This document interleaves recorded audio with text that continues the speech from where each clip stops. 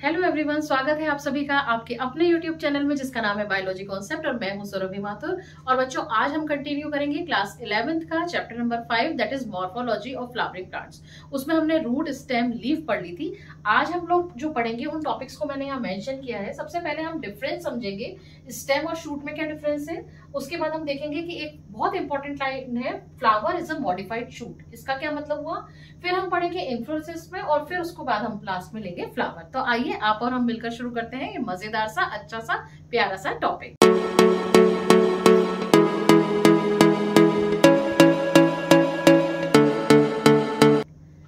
बच्चों देखो, difference between stem and shoot, इस टॉपिक को मैं सबसे पहले लेती हूँ।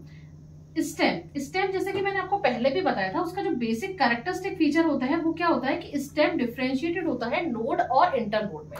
नोड वो पोर्शन हम बोलते हैं जहां से कि कोई लीफ या ब्रांच एराइज होती है, जैसे ये एक नोड, ये दूसरी नोड। अब इन दो नोड के बीच का एरिया वो क्या कहलाता है, इंटरनोड कहलाता है। तो ये तो मैंने किसके बारे में बताया, ये मैंने बताया स्टेम के बारे में। अब बात आती है कि भाई शूट और स्टेम क्या एक ही बात होती है? एक बात नहीं होती बच्चों, डिफरेंस होता है। क्या होता है कि जब इस स्टेम पर लीफ के साथ साथ क्या प्रेजेंट हो, फ्लावर भी प्रेजेंट हो। फ्लावर रेड कलर के मार्कर से बनाते हैं, चलो, फ्लावर भी प्रेजेंट हो या फ्लावरिंग कोई बर्ड प्रेजेंट हो, है ना, फ्लावरिंग बर्ड कोई प्रेजेंट हो। यानी कि स्टेम में तो हम इंक्लूड कर रहे हैं केवल लीफ को और मेन स्टेम को, सिलेंड्रिकल स्ट्रक्चर को, जबकि शूट में हम इंक्लूड कर रहे हैं किसको, स्टेम को इंक्लूड कर रहे हैं, लीफ को इंक्लूड कर रहे हैं, फ्लावर को इंक्लूड कर रहे हैं और बड को इंक्लूड कर रहे हैं। ये चारों चीजें मिलकर जो स्ट्रक्चर बनाती है उसको हम क्या बोलते हैं, शूट। ये चीज बार बार आएगी, इसीलिए इसको क्लियर करना बहुत जरूरी है। तो यहाँ तक बात समझ में आ गई कि स्टेम और शूट में क्या है। स्टेम में केवल हम सिलेंड्रिकल स्ट्रक्चर, मेन और लीव्स को इंक्लूड कर रहे हैं, जबकि शूट में हम फ्लावर, लीफ, स्टेम और फ्लावर बड, इन चारों चीजों को इंक्लूड कर रहे हैं। नेक्स्ट आता है flower is a modified shoot. कैसे? देखो बच्चों, अभी मैंने आपको बताया कि जो स्टेम होता है वो डिफरेंशिएटेड होता है किसमें, नोड और इंटरनोड में। तो जब ये इंटरनोड है, जैसे कि अगर मैं इस शूट में देखूं तो यहाँ पर दो लीफ के बीच में ये एरिया क्या हुआ, इंटरनोड हुआ। यहाँ पे ये फ्लावर लग रहा है, यहाँ पे लीफ लग रही है, तो इसके बीच का एरिया क्या हुआ, इंटरनोड हुआ। तो जब ये इंटरनोड, सपोज एक लीफ ये है और एक लीफ ये है, जब और ये बीच का जो पोर्शन है ये क्या है, इंटरनोड। तो जब ये जो पोर्शन है ये कंप्रेस हो जाए तो क्या होगा, नोड क्या हो जाएगा, एक दूसरे के पास आ जाएंगी। तो यानी वो एरिया क्या हो जाएगा, छोटा हो जाएगा। अब इस नोड पर क्या चीज, लीफ डेवलप ना होके कुछ और स्ट्रक्चर डेवलप हो जाए। वो और स्ट्रक्चर क्या हो सकते हैं, वो और स्ट्रक्चर हो सकते हैं कि फ्लावर के पार्ट्स कौन कौन से। सपोज कि इस नोड पर यहां पर क्या डेवलप हो जाए, पेटल्स डेवलप हो जाए, ये पेटल्स डेवलप हो गए, ठीक।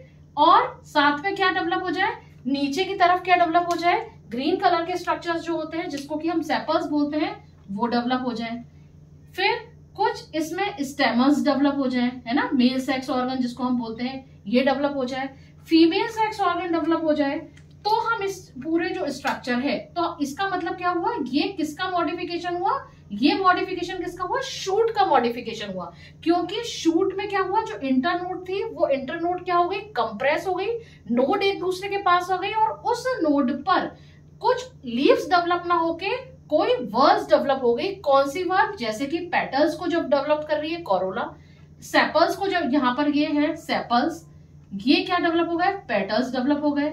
ये जो ब्लैक कलर के मैंने बनाए हैं ये क्या डेवलप हो गए, स्टेमन्स डेवलप हो गए। और ये जो बीच में जो ब्लू कलर के मार्कर से बनाया है ये क्या चीज डेवलप हो गई, ये यहाँ पर गाइनोशियम डेवलप हो गई। यानी ये वर्ड्स डेवलप हो गए, इसीलिए, और ये चारों वर्ड मिलकर ही फ्लावर बनाती है। इसीलिए हम इसको क्या कहते हैं कि फ्लावर क्या है, एक मॉडिफाइड शूट, क्योंकि यहाँ पे शूट का मॉडिफिकेशन हुआ है। और वो स्ट्रक्चर जिस पर कि ये चारों वर्ड्स टिकी हुई हैं, जिस पर कि ये चारों वर्ड्स डेवलप हुई हैं, उसको अब हम नोड ना कह के क्या कह देते हैं, थैलेमस कह देते हैं। इसीलिए हम कहते हैं कि flower is a modified shoot. Clear हो गई बात।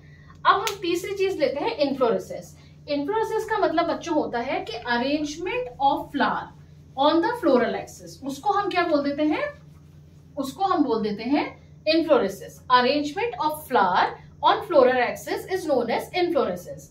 अब ये इन्फ्लोरेसेंस जो है वो बच्चों दो तरह का होता है, एक होता है साइमोस और दूसरा होता है रेसिमोस। अब क्या मतलब हुआ इसका, समझते हैं।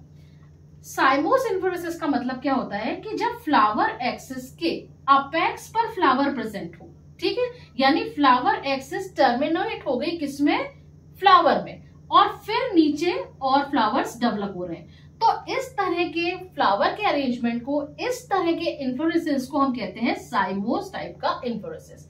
इसमें जो टॉप पर जो फ्लावर होगा उसका साइज सबसे बड़ा होगा, फिर उसके नीचे जो फ्लावर होंगे उनका साइज छोटा होगा, और नीचे जो फ्लावर होंगे उनका साइज और छोटा होगा।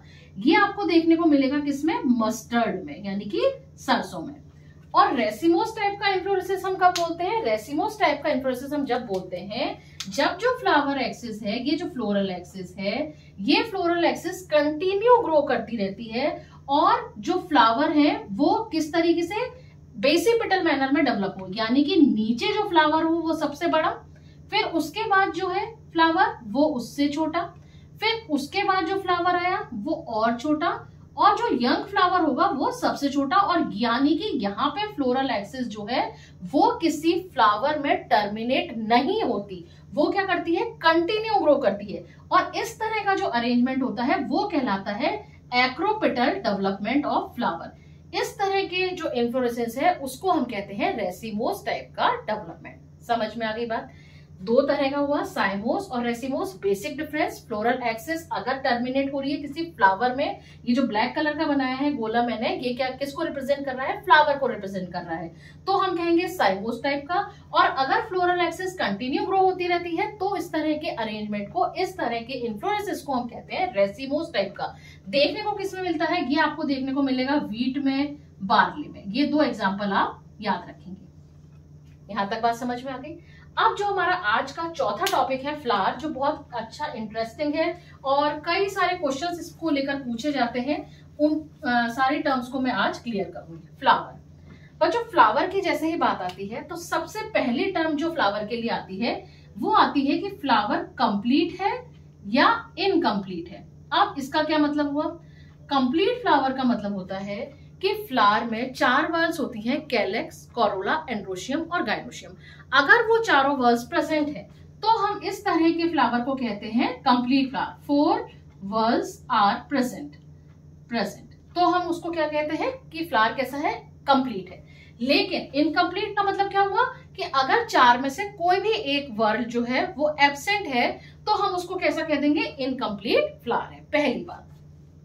दूसरी बात आती है, अगर फ्लावर कंप्लीट है तो डेफिनेटली वो कैसा होगा, बाइसेक्सुअल। बाइसेक्सुअल का मतलब क्या हुआ कि उसमें मेल सेक्स ऑर्गन भी प्रेजेंट है और फीमेल सेक्स ऑर्गन भी प्रेजेंट है। और अगर इनकम्प्लीट है तो इनकम्प्लीट का मतलब क्या हुआ कि कोई एक वर्ड एब्सेंट हो सकती है। फॉर एग्जाम्पल, अगर उसमें केवल एक ही तरह का सेक्स ऑर्गन प्रेजेंट है, सपोज मेल सेक्स ऑर्गन ही प्रेजेंट है, तो इस तरह के फ्लावर को हम क्या कहेंगे, मेल सेक्स ऑर्गन को हम इस सिंबल से रिप्रेजेंट करते हैं। एक सर्कल बनाया, ऊपर एरो लगा दिया। फीमेल सेक्स ऑर्गन प्रेजेंट है तो हम उसको इस तरीके से रिप्रेजेंट करते हैं। तो अगर मेल सेक्स ऑर्गन भी प्रेजेंट है तो इस तरह के फ्लावर को हम कहते हैं कैसा है, फ्लावर स्टेमिनेट। और अगर फीमेल सेक्स ऑर्गन ही प्रेजेंट है तो इस तरह के फ्लावर को हम क्या कहते हैं, पिस्टिलेट। समझ में आ गई बात। अगर दोनों सेक्स ऑर्गन प्रेजेंट है तो बाइसेक्सुअल, अगर एक ही सेक्स ऑर्गन प्रेजेंट है या तो मेल या फीमेल तो हम इस तरह के फ्लावर को कहेंगे यूनिसेक्सुअल। अगर मेल सेक्स ऑर्गन प्रेजेंट है तो वो फ्लावर कहलाएगा staminate, female sex organ present है तो वो फ्लावर कहलाएगा पिस्टिलेट। क्लियर। तीसरा जो पॉइंट आता है वो आता है लेकर इसकी सिमेट्री को लेकर। सिमेट्री को लेकर पॉइंट ये है कि ये फ्लावर एक्टिनोमॉर्फिक भी हो सकते हैं, एक्टिनोमॉर्फिक, और या फिर जाइगोमॉर्फिक। अब क्या मतलब हुआ इस बात का समझते हैं। एक्टिनोमॉर्फिक का मतलब होता है कि कोई भी फ्लावर है, उस फ्लावर को आप किसी भी प्लेन से काटिए जो सेंटर से पास हो और वो फ्लावर 2 इक्वल पार्ट्स में डिवाइड हो जाए। फॉर एग्जाम्पल, मैंने यहाँ पर एक फ्लावर ड्रॉ करा, सपोज इस तरह से। इसको मैं चाहे इस तरीके से काटूं तो ये 2 इक्वल पार्ट्स में डिवाइड हुआ। इसको मैंने अगर इस तरीके से डायगोनली काटा तो भी ये 2 इक्वल पार्ट में डिवाइड हुआ। अगर मैंने इसको इस तरीके से काटा तो भी ये 2 इक्वल पार्ट में डिवाइड हुआ। और अगर मैंने इसको इस तरीके से काटा तब भी ये 2 हाफ में, इक्वल हाफ में डिवाइड हुआ। तो इस तरह की जो सिमेट्री होती है उसको हम बोलते हैं रेडियल सिमेट्री। Radial symmetry. और फ्लावर कैसा कहलाएगा, एक्टिनोमॉर्फिक। सिंबल इसका क्या होगा, सिंबल एक सर्कल बना के बीच में आप प्लस का साइन बना दीजिए तो ये कहलाएंगे एक्टिनोमॉर्फिक। और ये आपको देखने को मिलेंगे मालवेसी में, जैसे कि हिबिस्कस रोजा साइनेंसिस बहुत इजीली अवेलेबल होगा आपके घरों के आसपास गार्डन में, या किसी भी कॉमन गार्डन होता है वहां पर भी आपको बहुत इजीली अवेलेबल होगा। गुड़हल का फ्लावर जिसको कहते हैं, उसकी जो सिमेट्री होती है वो कैसी होती है, एक्टिनोमॉर्फिक होती है, रेडियल सिमेट्री कहलाएगी। जाइगोमॉर्फिक का मतलब क्या होता है कि उस फ्लावर में केवल और केवल एक ही एक्सिस ऐसी होगी जिससे कि आप जब उसको कट करेंगे तो वो 2 इक्वल पार्ट में डिवाइड हो जाएगा। ये आपको देखना, और इसको हम रिप्रेजेंट करेंगे परसेंटेज के साइन के थ्रू, और ये आपको देखने को मिलेगा पी, यानी कि मटर का अगर आप फ्लावर देखें तो उसकी सिमेट्री कैसी होती है, वो किस तरह का होता है, जाइगोमॉर्फिक। और इस सिमेट्री को हम क्या नाम देते हैं, बाइलेटरल सिमेट्रिकल, बाइलेटरल सिमेट्रिकल। फिर बात आती है कि ये जो फ्लावर है, वो फ्लावर जो है वो अगर उस फ्लावर में ब्रेक्ट प्रेजेंट है, ब्रेक्ट का मतलब क्या होता है, ब्रेक्ट होता है बेटा एक लीफ लाइक स्ट्रक्चर जिसके एक्सिल में फ्लावर डेवलप होता है। अगर उसमें ब्रेक्ट प्रेजेंट है उस फ्लावर में तो हम क्या कह देंगे, वो फ्लावर कैसा है, ब्रेक्टिएट। और अगर उसमें ब्रेक्ट प्रेजेंट नहीं है तो हम उसको क्या नाम दे देंगे, ई ब्रेक्टिएट, ई ब्रेक्टिएट। अब ब्रेक्टिएट को फ्लोरल फॉर्मूला लिखते समय हम किस तरीके से रिप्रेजेंट करेंगे, बीआर के थ्रू, और ई ब्रेक्टिएट को किसके थ्रू रिप्रेजेंट करेंगे, ई बीआर के थ्रू। तो ये हमने 5 पॉइंट पढ़े, कंप्लीट है, बाइसेक्सुअल है, एक्टिनोमॉर्फिक है, जाइगोमॉर्फिक, और ब्रेक्टिएट या ई ब्रेक्टिएट। आगे हम बात करते हैं कि इसकी जो 4 वर्ल्स होती हैं वो 4 वर्ल्स कौन कौन सी होती है। देखो अभी बताती हूं मैं आपको 4 वर्ल्स। सबसे जो आउटर मोस्ट वर्ल्ड होती है बच्चों वो कहलाती है कैलेक्स, ठीक है। जो ग्रीन कलर का स्ट्रक्चर, बहुत सिंपल इसका एग्जांपल है, गुड़हल का एक फ्लावर ले लेना और उसमें देखना आप, उसमें एक जो डंडी होती है, हाँ फूल की डंडी जो है वो कहलाती है पेडिसिल, और पत्ती की जो डंडी होती है वो कहलाती है पिटियोल। इस पे बिल्कुल ध्यान रखिएगा। पेडिसिल हम कहते हैं कब, अगर फ्लावर में उसमें डंडी या स्टॉक प्रेजेंट है तो उसको हम बोलते हैं पेडिसिल, और इस तरह के फ्लावर को हम क्या कहते हैं, पेडिसिलेट। और अगर मान लीजिए किसी फ्लावर में वो डंडी नहीं है तो इस तरह के फ्लावर क्या कहलाते हैं, ससाइल, ठीक है। ये एक इंपॉर्टेंट बात है। अब सबसे आउटर मोस्ट वर्ल्ड क्या कहलाती है, कैलेक्स। इसकी सिंगल यूनिट जो है वो क्या कहलाती है, सेपल। अब अगर ये सारे के सारे सेपल्स फ्यूज्ड हैं तो हम क्या कह देंगे कि क्या कंडीशन है, गेमोसेपेलस, गेमोसेपेलस। और अगर सारे के सारे जो पेटल्स हैं वो फ्यूज नहीं है, एक दूसरे से फ्री हैं, तो हम इसको क्या कह देंगे, पॉलीसेपेलस, पॉलीसेपेलस। दूसरी जो वर्ड आती है वो कहलाती है कोरोला, करेला नहीं है, ये कोरोला है। और कोरोला, इसकी सिंगल यूनिट क्या कहलाती है बच्चों, वो कहलाती है पेटल, ठीक। अब अगर यहाँ पर भी वही बात आ जाएगी, अगर सारे पेटल्स फ्यूज हैं तो हम इसको क्या कह देंगे, गेमोपेटेलस, गेमोपेटेलस। और अगर सारे के सारे जो पेटल्स है वो फ्री है एक दूसरे से तो हम इसको क्या कह देंगे, पॉलीपेटेलस। इसके बाद जो वर्ड आती है वो कहलाती है एंड्रोशियम, एंड्रोशियम। और एंड्रोशियम की सिंगल यूनिट जो है वो कहलाती है स्टेमन, ठीक है। उसके बाद ये अगर स्टेमन है, स्टेमन्स भी फ्री हो सकते हैं और जो है वो एक दूसरे से फ्यूज्ड हो सकते हैं। तो अगर एक दूसरे से फ्यूज्ड है तो अब यहाँ गेमो मत लिख देना, यहाँ आता है सिनेंड्रस, सिनेंड्रस। कब कहते हैं, जब स्टेमन्स क्या हो, फ्यूज्ड हो, स्टेमन्स आर फ्यूज्ड। यानी कि एंड्रोशियम जो है वो किससे मिलकर बन रही है, स्टेमन से। स्टेमन का स्ट्रक्चर किस तरीके का होता है, ये बनाया एक फिलामेंट, इसके एपेक्स पे बनाई एंथर लोब, और ये एंथर लोब में जो बीच का स्ट्रक्चर है वो क्या कहलाता है, कनेक्टिव कहलाता है, और इसमें हमें मिलते हैं पॉलन ग्रेन। तो इस तरीके कई सारे स्टेमन्स होते हैं। ये स्टेमन्स अगर एक दूसरे से फ्यूज्ड है तो हम उसको कह देंगे सिलेंड्रस कंडीशन, और अगर वो एक दूसरे से फ्यूज नहीं है तो हम उसको क्या कह देंगे, पॉलीएंड्रस कंडीशन, पॉलीएंड्रस कंडीशन। ये stamens are free, stamens are free. फिर बात आती है चौथी वर्ड की, और वो चौथी वर्ड कौन सी है, वो चौथी वर्ड है गाइनोशियम, गाइनोशियम। गाइनोशियम में ये है कि गाइनोशियम की जो सिंगल यूनिट होती है वो कहलाती है कार्पेल, और उसी कार्पेल को हम दूसरा नाम देते हैं पिस्टिल। एक ही बात है, कार्पेल बोलो या पिस्टिल बोलो।